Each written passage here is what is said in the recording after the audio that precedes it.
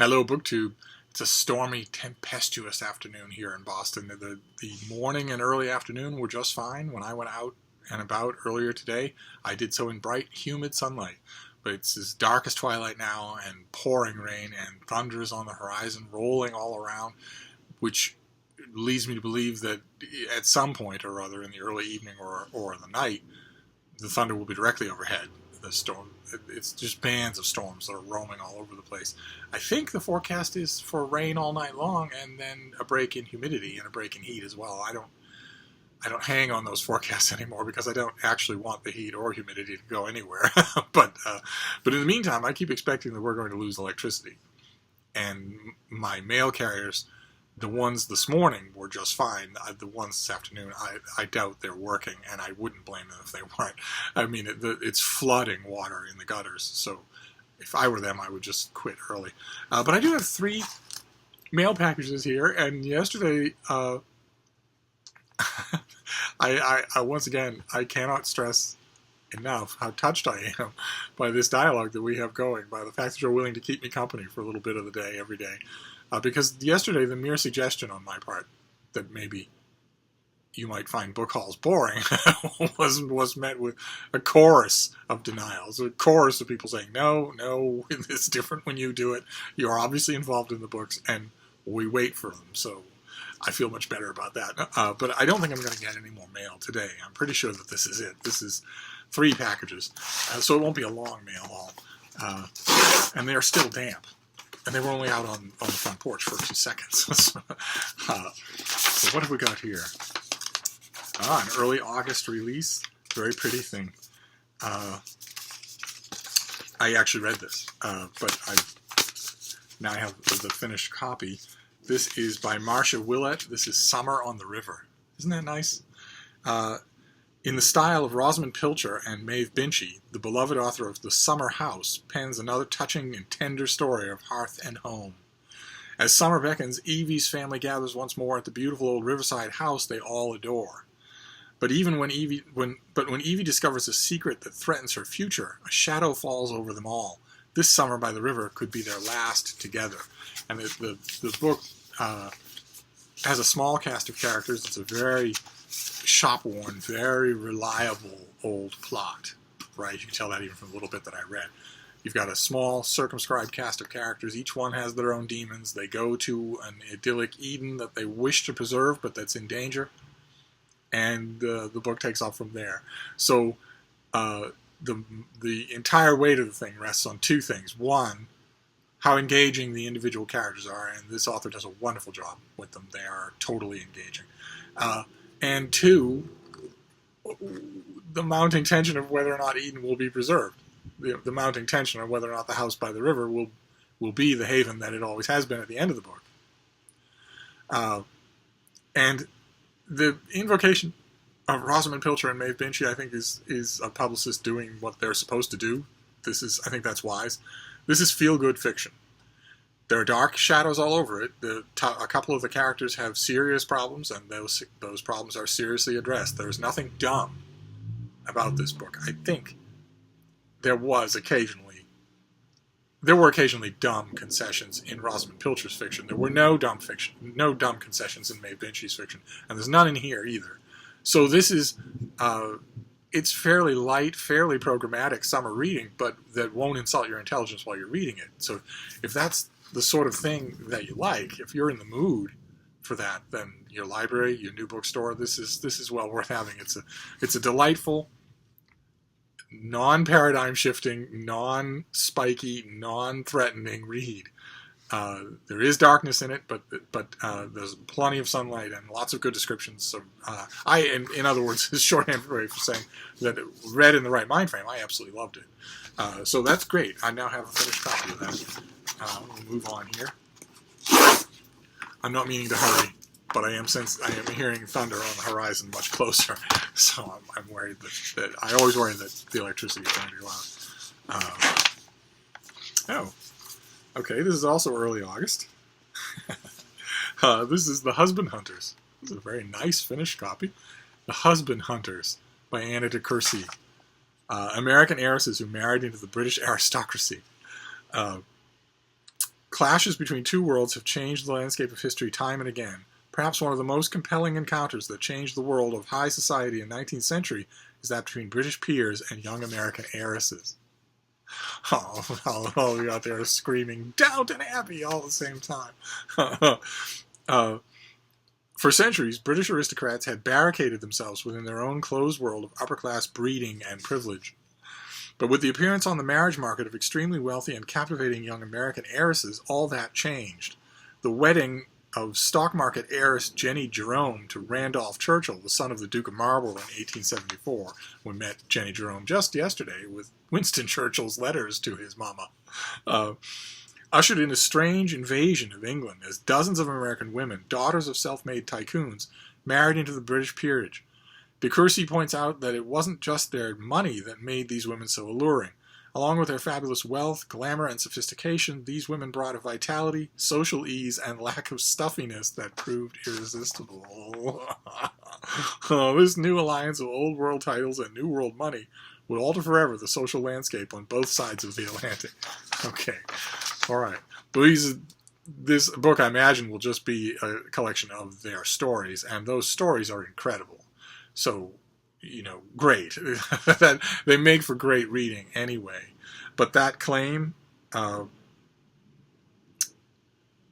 along with their fabulous wealth, glamour, and sophistication, these women brought a vitality, social ease, and lack of stuffiness. The author points out that it wasn't just their money that made these women so alluring.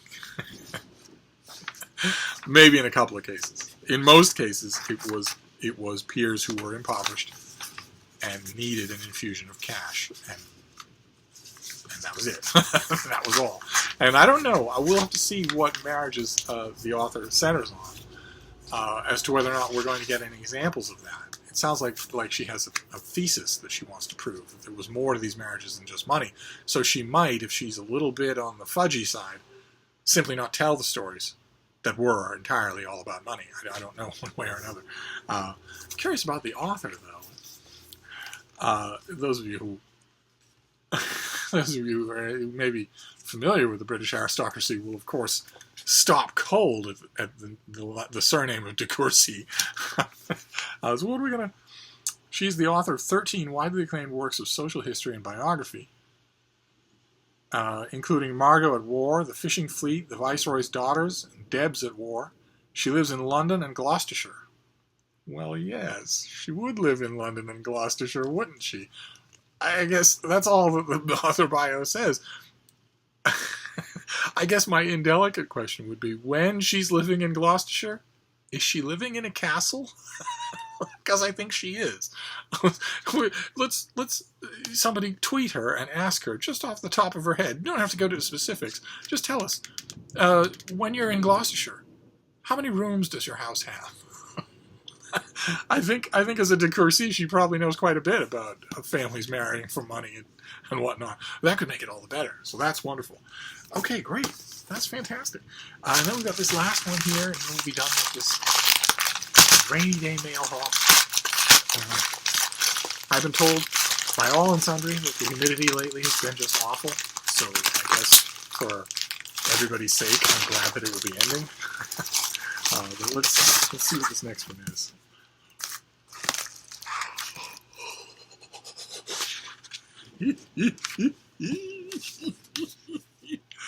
Oh. Okay. All right. This is due in early October. This is a gigantic new biography of Thomas Cromwell by a great historian. Oh, look at the size of this thing. Just out of curiosity. Yeah, it's 700 pages long. Look at the size of it. Thomas Cromwell, A Revolutionary Life. Alright, so what have we got here? Imagine a country governed by an impulsive, narcissistic ruler. Really? You had to go there. Like today hasn't been hard enough to get through. Imagine a country governed by an impulsive, narcissistic ruler alongside a shrewd political operative who played the instruments of power like a master puppeteer. Seemingly applicable today, this story reaches back to the 16th century Fascination has surrounded the Tudor era for hundreds of years, calling for countless fiction and non-fiction narratives of the tyrant king, his wives, but most overlook the man who stood beside him, guiding him and enduring the volatile king's impetuous outbursts.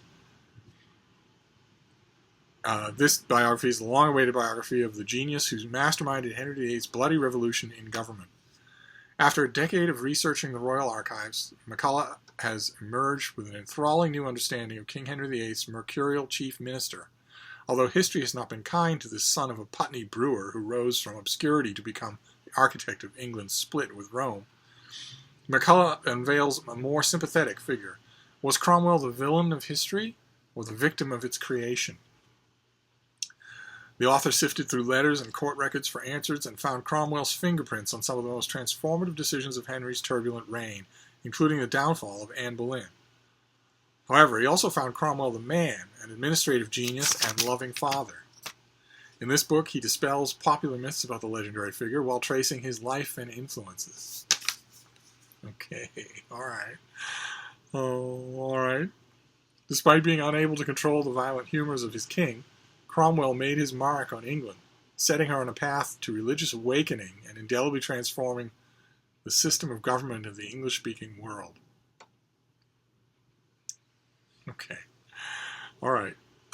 Fantastic. This author wrote a gigantic book, 1,000 pages long, called Christianity, A History of the First 3,000 Years, that is must-reading. No matter how big it is incredible, absolutely incredible on every page. If you see a copy used, snap it up, no matter what the shop is asking for it, if you're the least bit interested in the subject.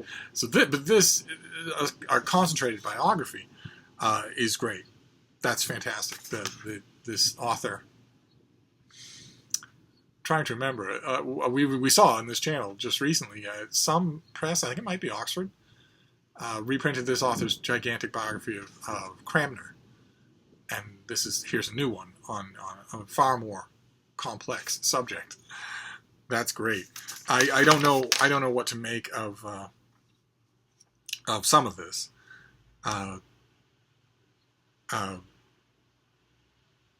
The idea that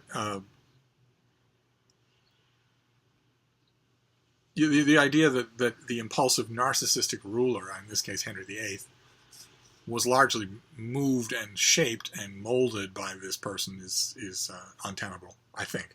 Maybe McCullough will prove me wrong. And also, I don't know. Well, it's not the pub sheet's job. I'm sure that this author did not write his own pub sheet. But one way or another, Cromwell's had some extremely intelligent biographers in the last 200 years. And this pub sheet almost makes it sound like... well, anyway, it doesn't matter. This is still a long way off, and this thing is not going to have a bibliography. Oh, no. Okay, well, it doesn't have a bibliography. It does have extensive notes. The notes are already done. Oh, my God, and the notes are huge. Look at this. There's 100 pages of notes in here, in microtype. And there is a huge biography and a timeline. Oh, fantastic. Okay. All right, so I will be able to sit down with this thing and figure out exactly what the author has read and what he hasn't. This is great, though. Wow. And, of course, it has a blurb. It has a blurb on the cover from Hilary Mantel, and the reason for that is because, of course, Thomas Cromwell is the main character in Hilary Mantel's two great historical novels, Wolf Hall and Bring Up the Bodies, and probably the success of those books. The pub sheet indicates, it implies that this author has been trawling through the Royal Archives for decades and now is ready to produce his book. He might have had a little nudge in the elbow from the huge success of those books, so that now he or at least his publishers can know that a 700-page biography of Thomas Cromwell is going to hit a reading public that knows a lot more about Thomas Cromwell than they did before Wolf Hall appeared. That there might have been some connivance along those lines, but it doesn't matter. Boy, oh boy, this is a perfect example of a book I probably won't wait to read. Wow. Okay. All right, so what were those other two books again? I don't even remember. Oh, that's so unfair to them, but oh, my good Lord, a 700-page Tudor-era biography. So we have Summer on the River by Marcia Willett. We have The Husband Hunters by Anne de Courcy.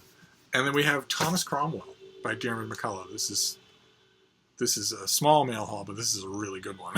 So I have writing and reading work to do tonight, so I'm going to try my hardest not to just start reading the Cromwell right now.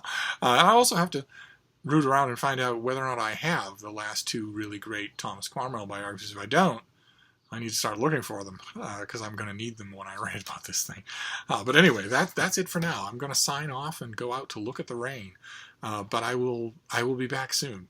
Thank you, BookTube.